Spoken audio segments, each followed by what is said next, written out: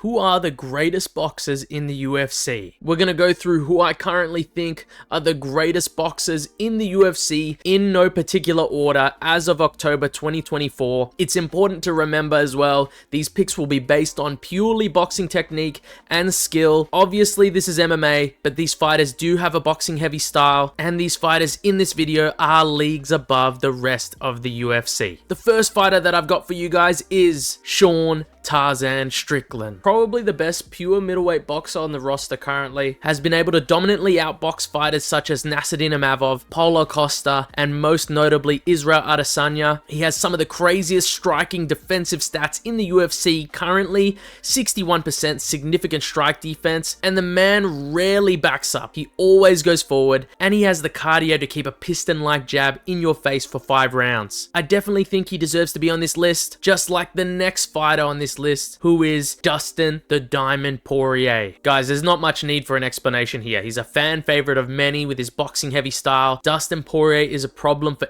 anyone on the feet. Notable wins over Conor McGregor twice, Max Holloway twice, Dan Hooker, Michael Chandler, Justin Gaethje, and the list goes on. I really think what makes Poirier so great is his fantastic lead hand, especially the lead hook. And a fun fact for you guys is that I believe Poirier's lead hand is his dominant hand. So no wonder his lead hand is so great, is actually his dominant hand. So he's right-handed. I definitely find that interesting. And the last thing I've wrote is, you know, when this man pulls at his shorts, he's in for a scrap, guys. Very entertaining fighter, just like the next fighter we're going to talk about, who is Sugar Sean O'Malley. I think Sean O'Malley is a level above the rest of the bantamweight division when it comes to his boxing and overall striking game, apart from one individual who will be mentioned next on this list. And what makes him so dangerous is his accuracy on power shots combined with his fantastic footwork. This really creates the setup he has for all his KOs. The man has high output when it comes to his striking, but also does have an incredibly high striking defense stat. And his only real weakness, guys, in the UFC is to grapplers. Not many people can stand with him on the feet. But this next guy definitely stood with Sean on the feet, and it is Petr No Mercy Yan. This man beat O'Malley, in my opinion, in a very close back and forth fight that was a gem to watch. When you can beat other top strikers like Corey Sandhagen and Jose Aldo as well, that's when you are at the next level above the rest of the UFC in the stand-up game especially. Petr Yan, as an overall striker, might be in the top 3 most talented and complete strikers on this list for me personally. And what makes him so strong is his high fight IQ and his ability to adapt to his opponents as the fight goes on. It's incredible to watch. And another fighter who's incredible to watch is Alex Poatan Pereira, former Glory Kickboxing double champion, using his skills to decimate opponents. This guy is elite in every aspect of the fighting game. In terms of the stand-up, it was inevitable he would be here on a list of boxers. His unique style and powerful punches pose an issue for anyone that is willing to exchange with this man. It is not a surprise that most who decide to stand with Alex get knocked out, because the man is a UFC Hall of Famer in the making. Future GOAT for sure, just like the next person on this list, who is Tom the Real Champ Aspinall. I gave him that nickname, guys, and unfortunately we haven't been able to see much of Tom Aspinall's boxing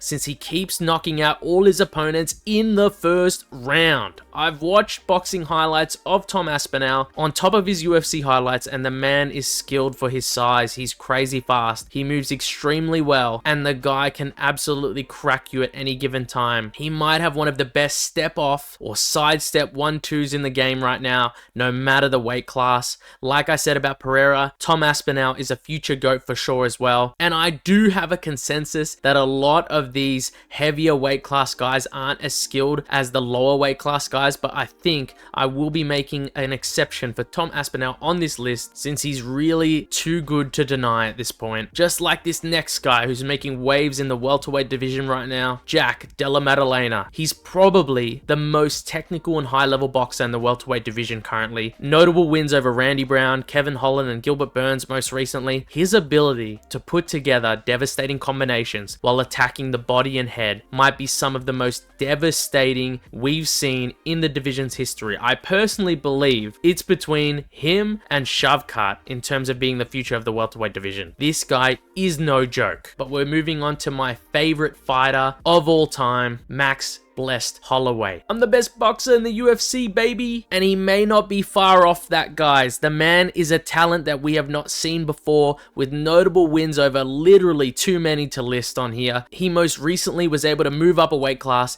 and knock out Justin Gaethje, who many believed to be one of, if not the best striker in the lightweight division currently. And Max is relentless in his boxing heavy style. He will keep at you with combinations for 5 rounds until you are forced to submit. The guy's a BMF for a reason, guys. Not many people can defeat Max Holloway besides this next person that we're going to talk about, Alexander the Great Volkanovski. Volk might be one of the most well-rounded technical strikers and all-around fighters we've ever seen in the history of the UFC. If you can outbox and beat Max Holloway on the feet, you are insanely high level in my opinion, and Volk beat him 3 times. The second time was arguable in my opinion, but he did beat him 3 times, guys. The man can fight extremely well from both stances. He's extremely quick and he has a fantastic jab. You don't achieve pound for pound #1 fighter in the world without having hands for days. And the last fighter on my list is Ilia the Matador Topuria. I might argue that Ilia Topuria might be the #1 most technically sound